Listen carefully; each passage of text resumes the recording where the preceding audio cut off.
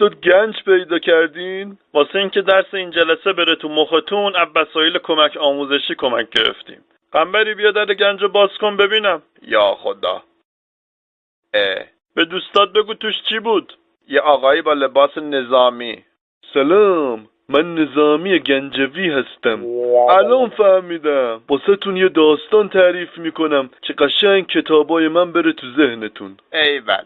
یه روز خسرو و شیرین و لیلی و مجنون داشتن میرفتن.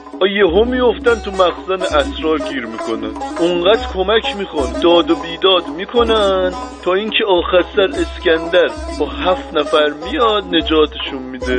در نتیجه کتابای من ایناست: 7 پیکر، اسکندرنامه، مخزن الاسرار، لیلی و مجنون و خسرو و شیرین. خیلی داستان بی نمکی بود.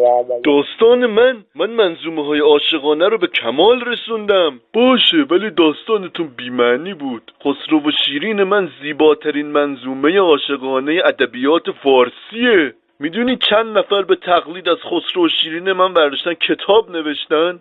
امیر خسرو دهلوی، از اون معروفتر وحشی بافقی. اون وقت به من میگین داستانت بیمزه بود؟ اصلا از اولش آخرش معلوم بود. مشخص بود قراره بیفتن تو مخزن اسرار. اصلا اگه آخرش به جای اسکندر اسپارتاکوس میومد نجاتشون میداد خیلی جذابتر میشد.